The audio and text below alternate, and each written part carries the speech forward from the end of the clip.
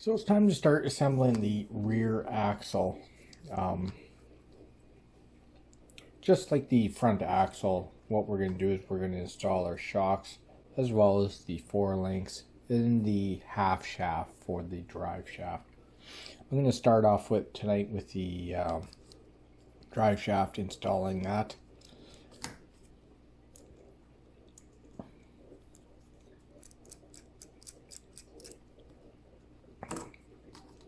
Again, leaving the O-ring on the diff output shaft. You can leave it on if you wish, or if you wish to remove it, you're more than welcome to do that as well. I feel like it helps prevent or create a seal between the diff output gear as well as the internal bearing race, and then also I believe it helps keep the bearing where it's supposed to be inside the axle housing. Now that I have the drive shaft installed onto that axle, I'm going to grab my rear shocks as well as my links.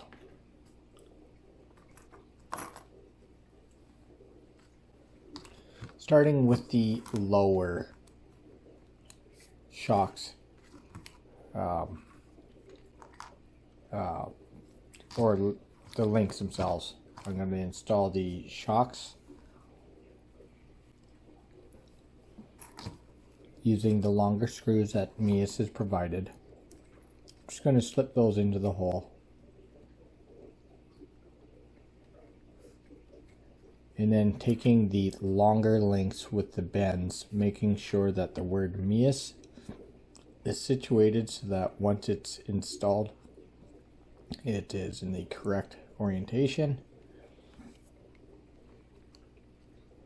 and facing outward. Using the, I believe it's a 1.5 millimeter screwdriver. Yes, it is. I'm now going to install that screw into the axle housing. Maybe.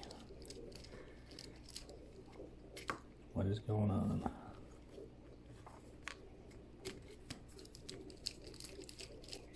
There. Didn't quite have it in far enough there.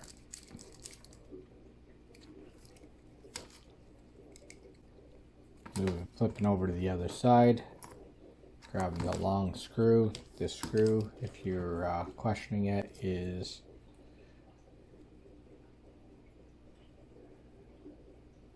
about 17.5 millimeters in length, and it too is a M2.5 screw. Again, threading through the bottom eyelet for the shock, taking my link, situating it so that it's correct, the bend is facing downward.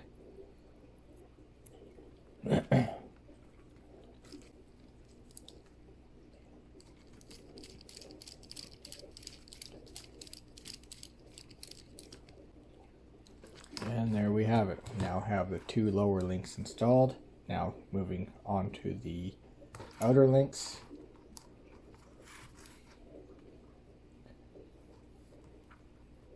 Or the upper links rather.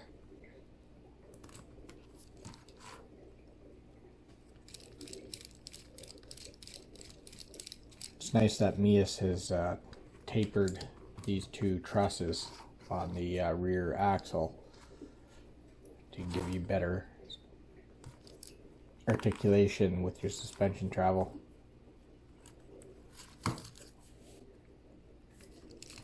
And there we have it. We now have a completed rear axle, a completed front axle. As you can see, And now we have the completed cage as well.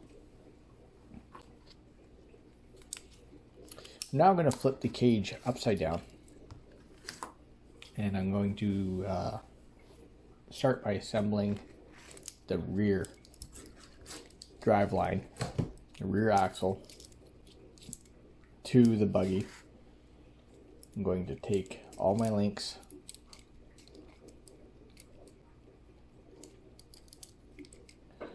the lowers that is, and I'm going to take the 2 lower links, or I guess the upper links, and I'm going to put them into the further out holes, taking the screws that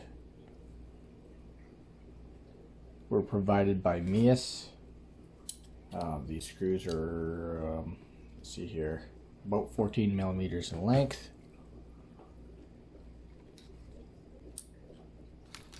Now I'm going to thread those in to the ripper cage on the back end.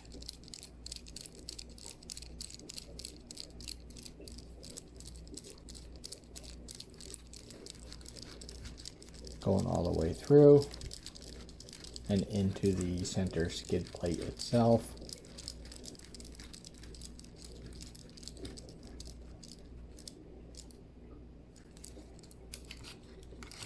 Making sure everything flows freely. Moving over to the opposite side.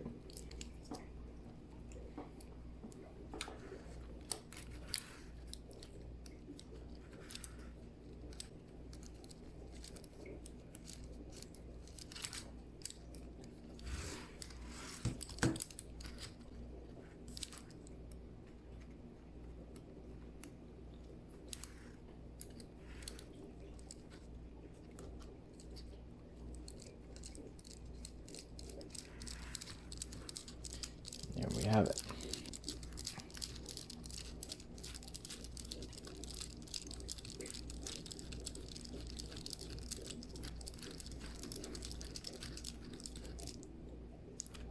Cinching things down there. And this is where you're going to want to connect your 2 drive shafts. And this is where phasing is very important. If you're not sure what that means, it's making sure your drive shafts are properly aligned. And easy way to do that is make sure your inner tabs are aligned with one another on each end.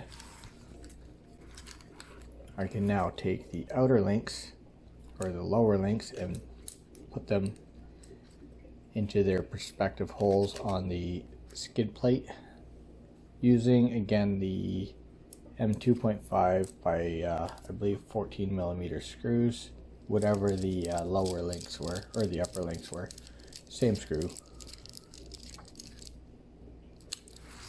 Tighten that down, following through with the opposite side.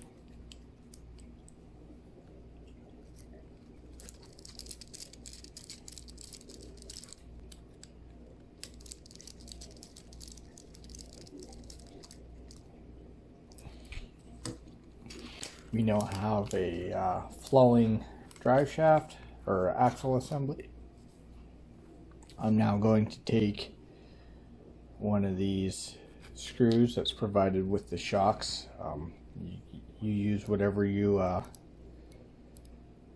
have coming off your truck, or whatever comes with your shocks. These ones are approximately 13.8 millimeters in length, and taking the brass collar that includes, or was included with the shocks,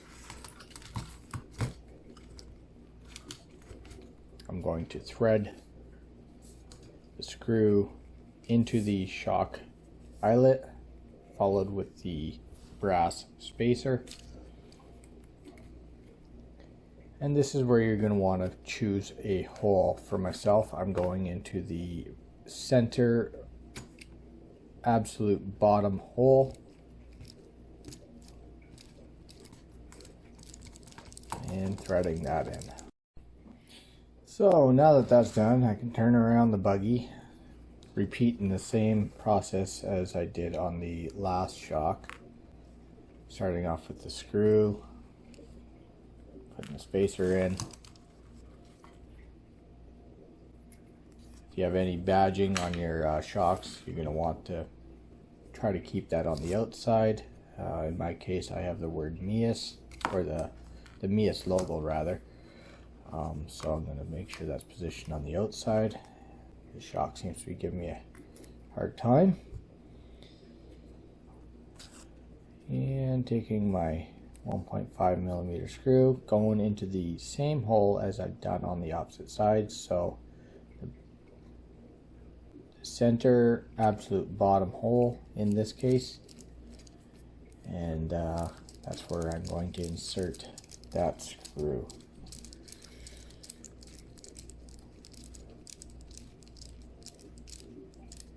Being careful not to over tighten things and strip things out. As you can see, I now have a fully functioning rear end that's looking rather choice. So now that we have a fully assembled rear end, everything's flowing nice as it should.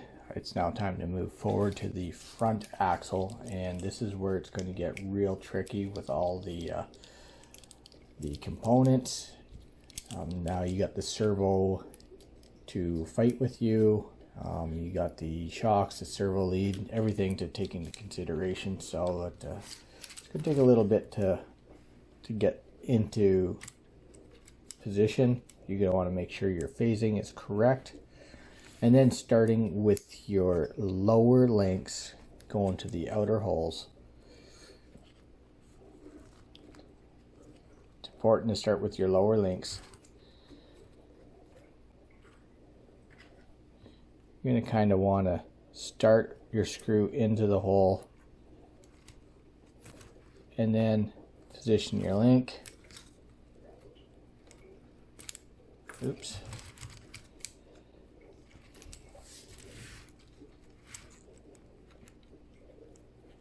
Sometimes things are easier to do off camera, and this is one of them.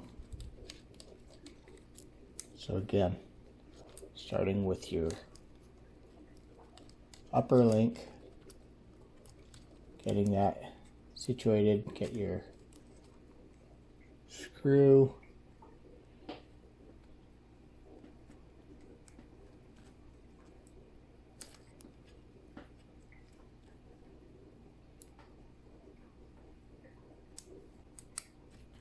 kind of jiggle things around. I'm going to take my other upper link. I'm going to put it into that, the opposite side.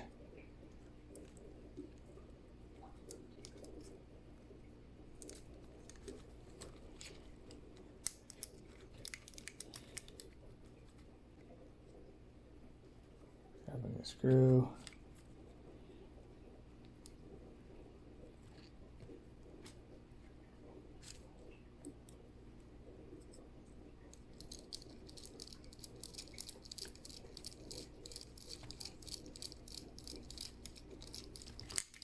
And there we go.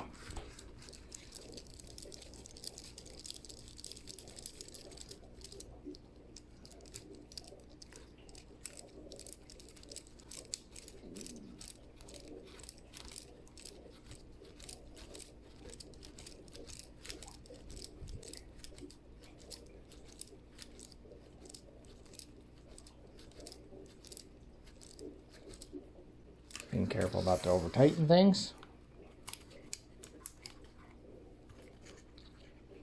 Make sure my shocks are where they're supposed to be. Tightening the opposite side like I should have before. And there we go.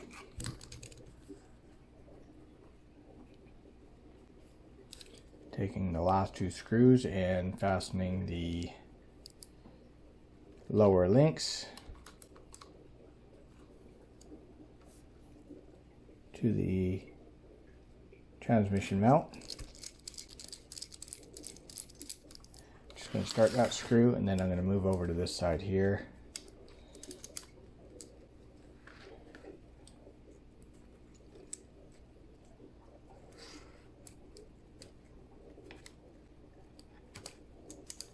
Come on.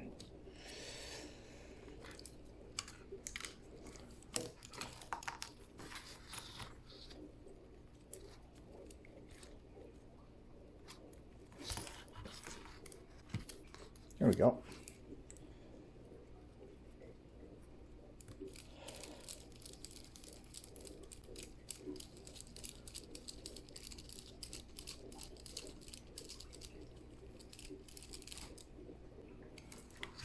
Coming back to the original side and finishing tightening that screw down.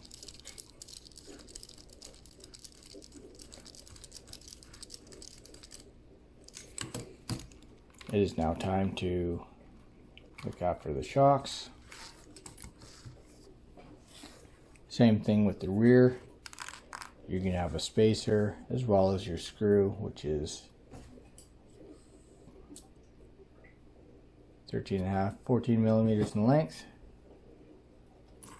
Starting off with the screw in the eyelet on the shock, followed by a spacer, and then you're going to want to pick the hole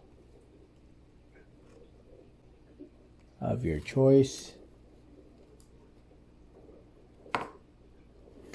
And in this case, I'm going to go with the furthest bottom and to the closest to the cockpit of the buggy itself.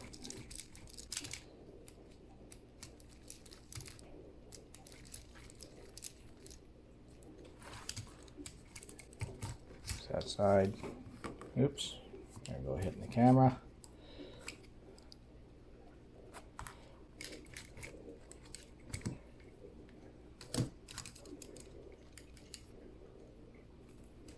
My shock screw and the spacer. And whatever hole you chose to use last round. On the opposite side is the hole that you're going to want to do on this side as well.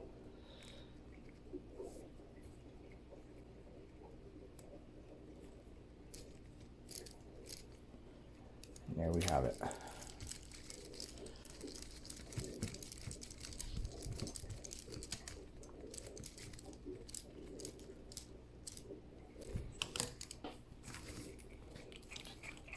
As you can see, I now have a fully functioning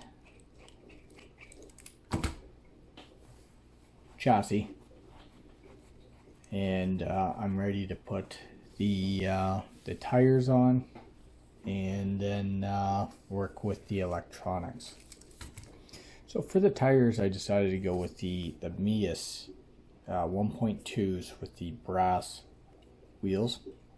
Very heavy, beautifully machined. I did a review video on these videos. It should be posting here this weekend. I guess on the 6th of this month. And I'm very pleased with these wheels.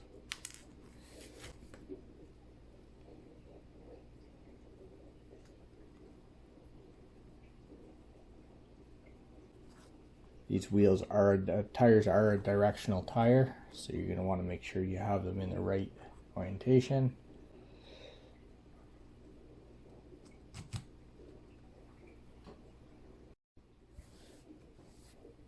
Taking a M5 nut driver,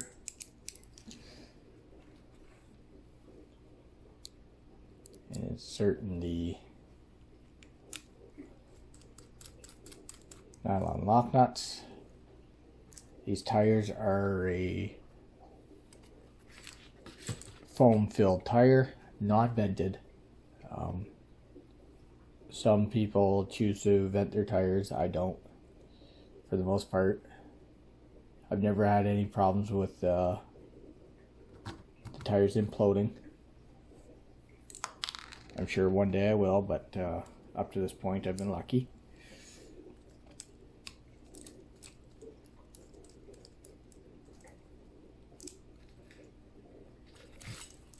Moving on to the next side.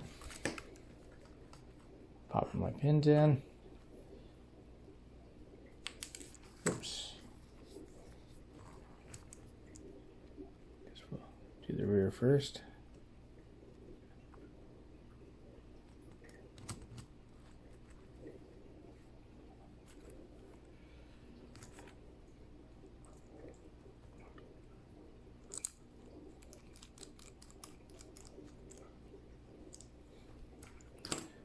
And last but not least,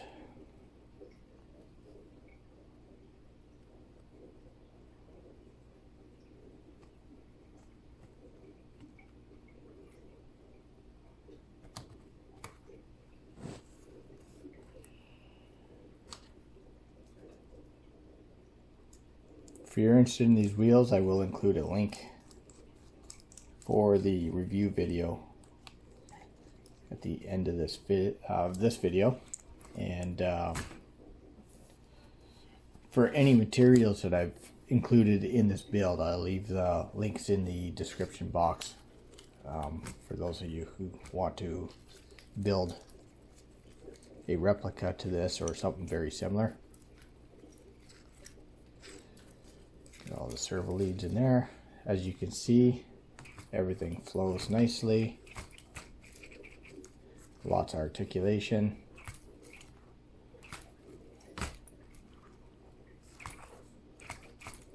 You know, nothing sticks. It does what it should do. At this point, I'm going to go ahead and start installing the front end. And this is where you may or may not want to remove a cross member temporarily. Myself, I'm not going to. Got a pretty good handle on this at this point. And I'm going to use a couple of the 1.2 by 8 screws.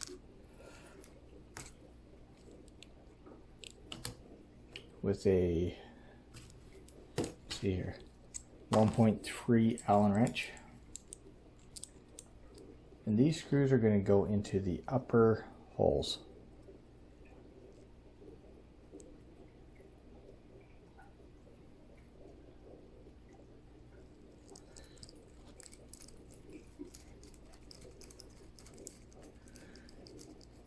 The two lower holes is you're going to want to skip out on the stainless screw, the steel screws. You're going to want to use the black screws, the longer ones. And the reason being is you don't really get the clearance for the head of the screw to go into the bumper itself, and the screws just aren't long enough to go all the way through and leaving the heads exposed, like you can see up on the top of the grill here. Now we're going to move forward to the bumper itself. You're going to situate it so that the slants are down to the ground, and like I said, you're going to use two of the longer black screws, and there's two little crevices that these two nipples are going to sit in, like so. And you're going to use the Phillips screwdriver that MEUS includes with their kit, and tighten that down.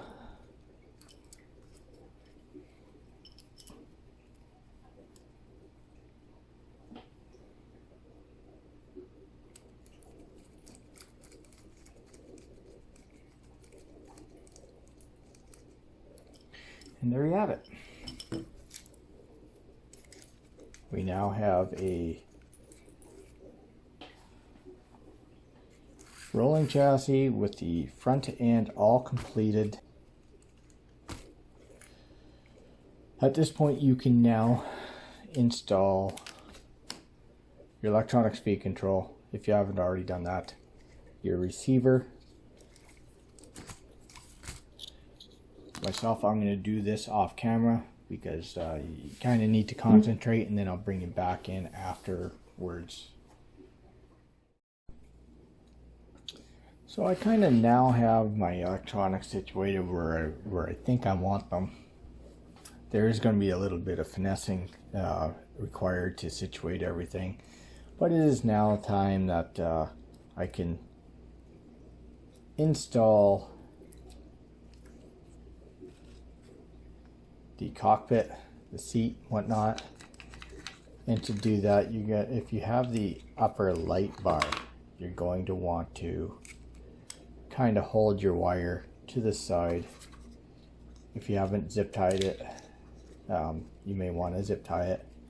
And then I'm going to kind of coax all the wiring downward. In the back of the cockpit kind of locks in with the back rail here.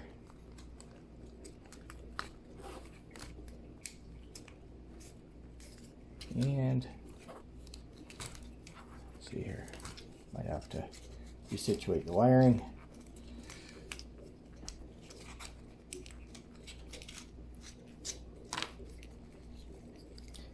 Can be fairly tricky getting all these electronics components in here, especially if you've got if you're running the thicker gauge wiring.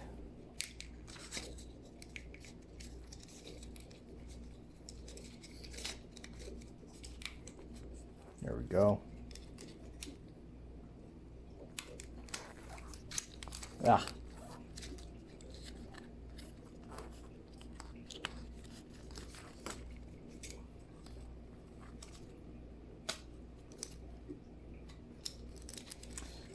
I'll leave it like that.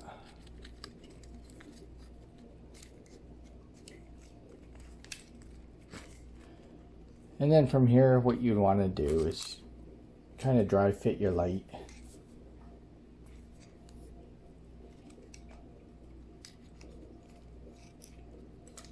So you don't have too much wiring sticking out.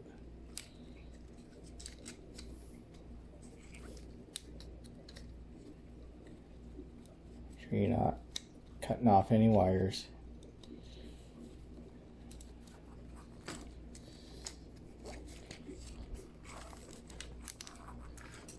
Really give me a hard time tonight. And I think I'm good there.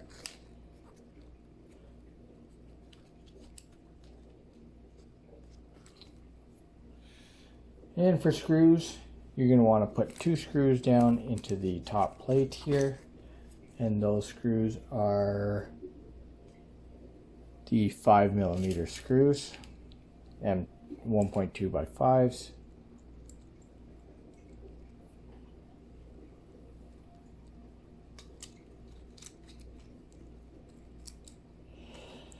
Of course, my plate pop up again.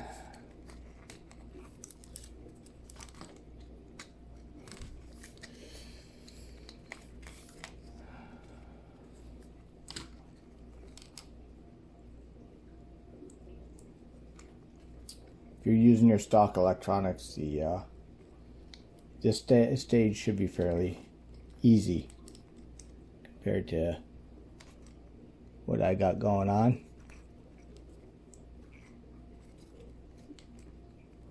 There we go. Once you get the first screw in, everything should hold itself together quite nicely.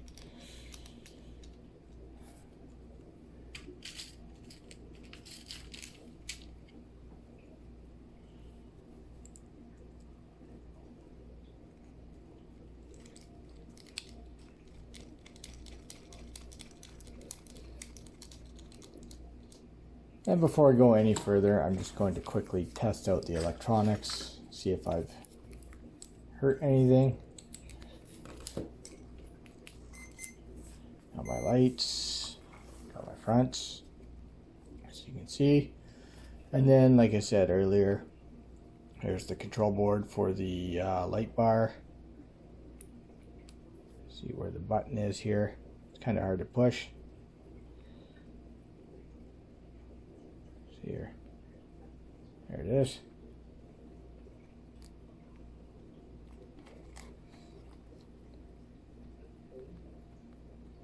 And for whatever reason, I can't get that to control.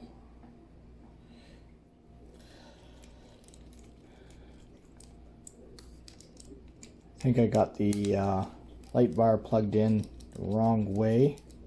Can't seem to use the control board to change the lighting. See here.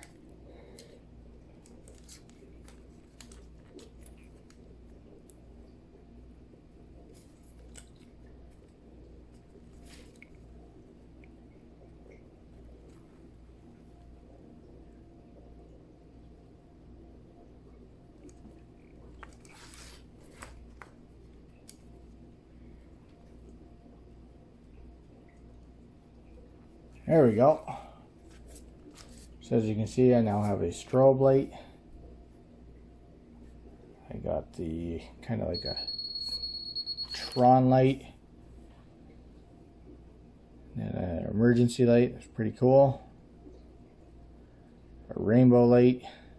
The front halo lights do this also. They just rotate in a rainbow fashion. That's off. White. Kind of an amber. And there's your police. Again, police, strobe lights. Back to the Tron.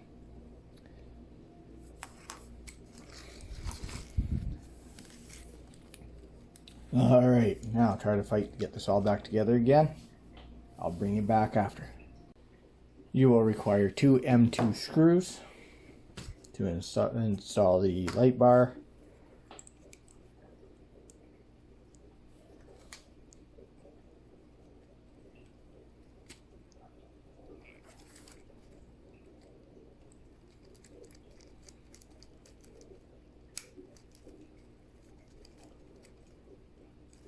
Alright, being careful not to over tighten things.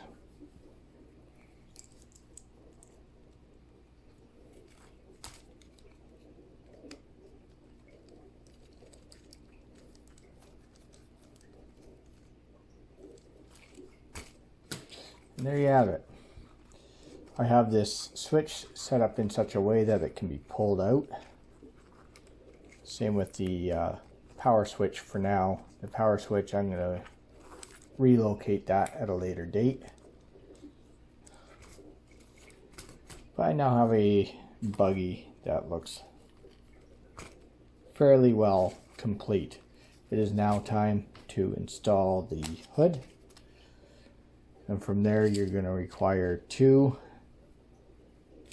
M1.2 by 8mm screws. And these will go into the back side on the top of your hood.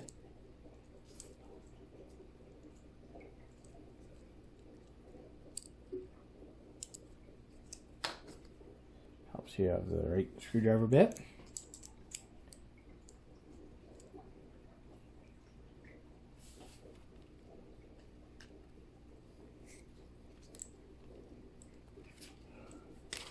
Alright, get out of here.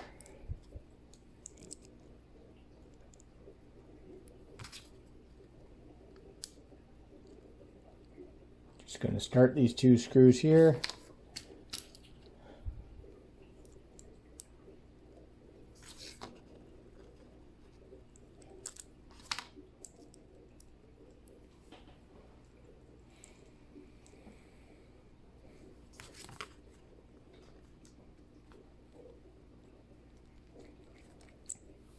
And then bring the buggy back over. So lining the hole on the side with the post right here, I'm now going to take the 2 screws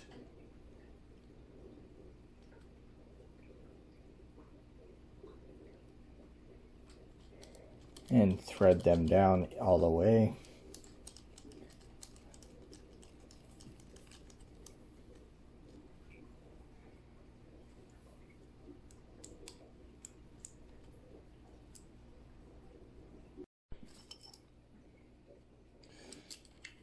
Again, taking a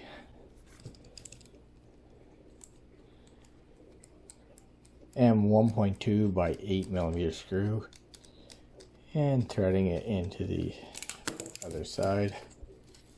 Got some butterfingers going on here. Cinching that down.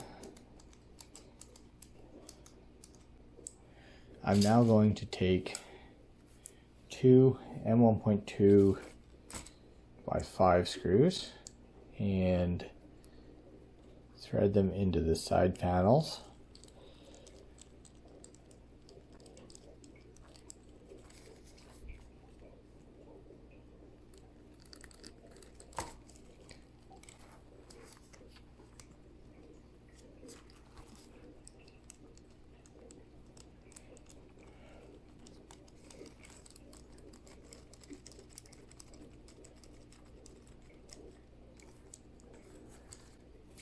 Rotating the buggy around and doing the opposite side.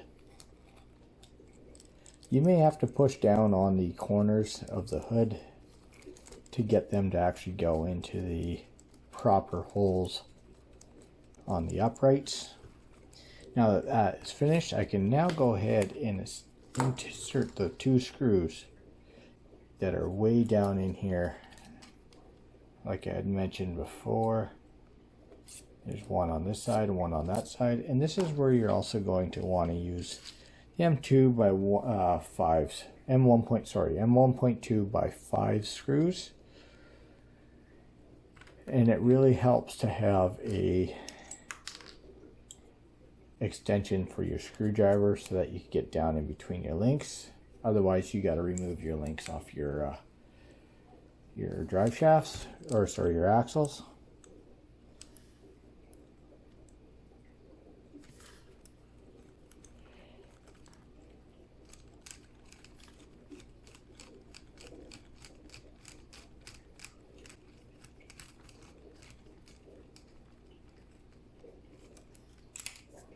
Moving over to the other side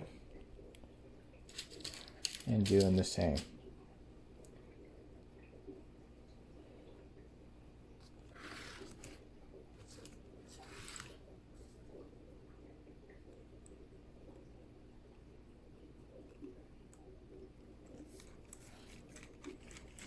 Kind of tricky fishing your screwdriver all the way down there, not losing your screws. Take your time. You may have to do a couple attempts to get it in there, but it is possible. You can do it. So now we have a completed buggy that is just missing some panels for the sides and the top. Like I said, I had ditched the side panels for some aluminum ones. I'm going to do some sort of a paint job on it. They're fairly easy to mock up and create yourself. If you have the right tools, a Dremel tool even will do the trick.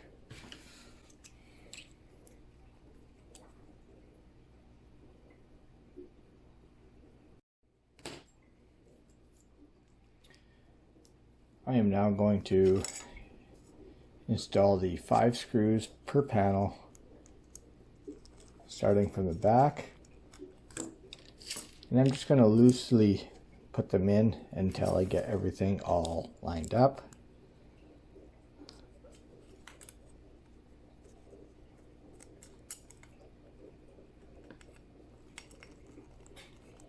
If you're wondering why I went with the aluminum panels, it's so that I can, I'm going to paint them, and I kind of want them to take on damage going down the trails, getting scratched up and stuff like that, give it a more realistic look. Flipping the buggy upside down.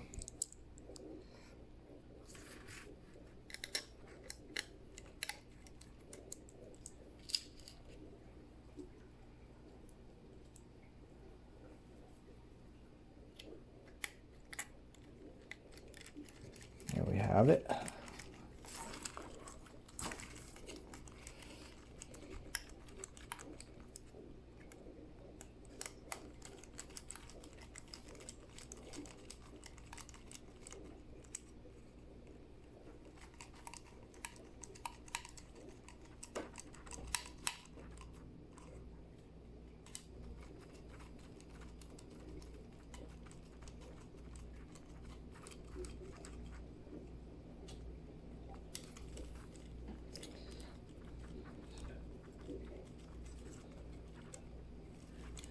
One thing I did a little differently with the panels is I tapered the back end to follow the framework of the Ripper versus the stock ones. It kind of shot straight down, if I remember correctly.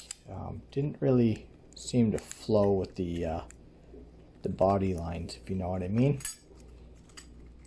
Doing the same on this side, just starting the holes, front and then back.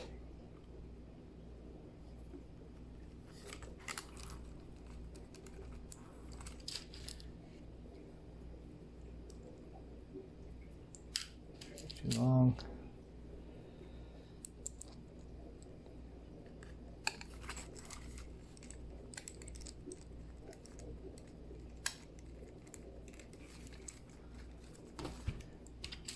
Flipping things upside down.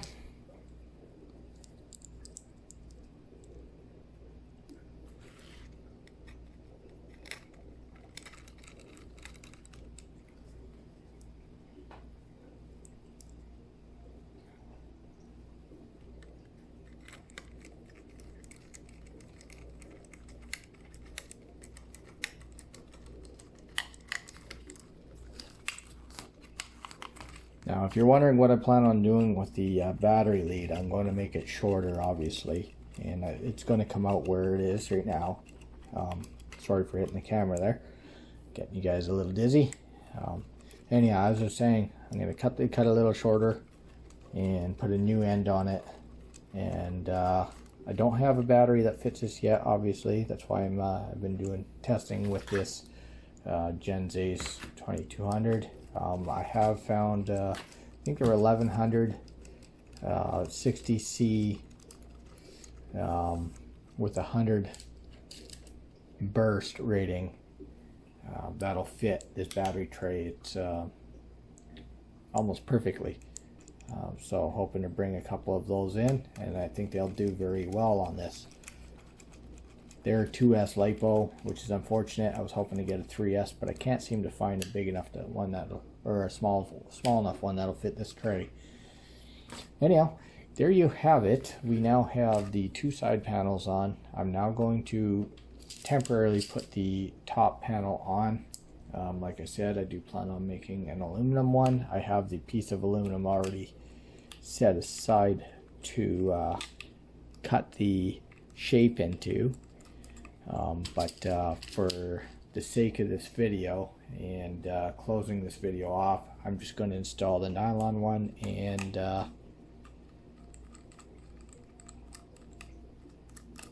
call it a night.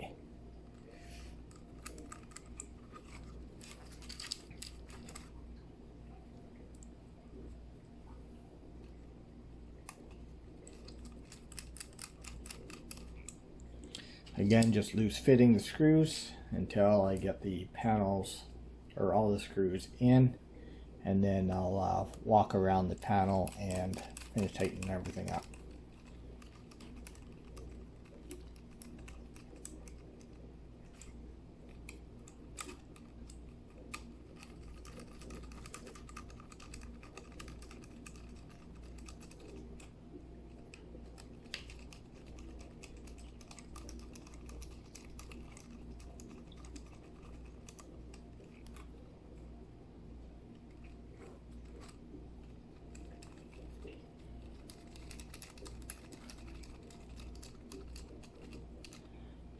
Okay, we now have a fully assembled buggy. Just going to pull out the switch.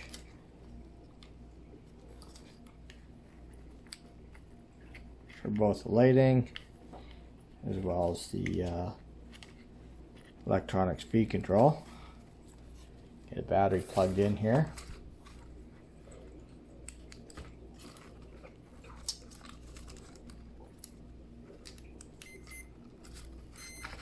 And there we have it. As you can see, we got some red and blue lights lit up. I'm going to cycle through the light bar.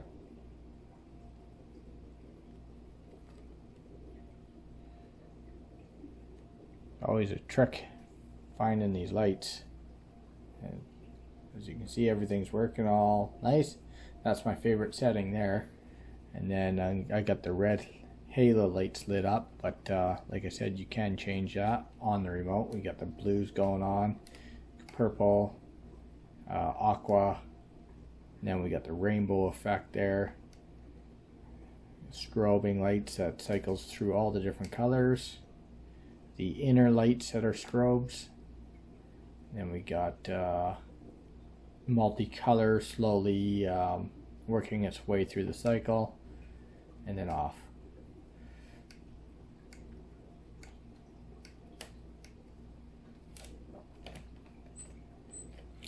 Everything works as it should, nice and fast.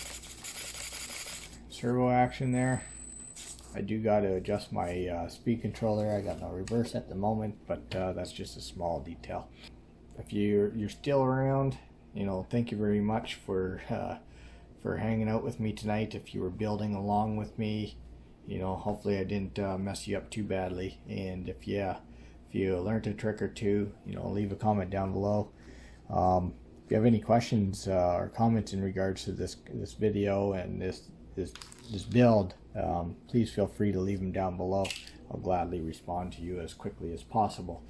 If you have any questions in regards to future projects, again, another comment down below. I'd gladly answer your questions that way too.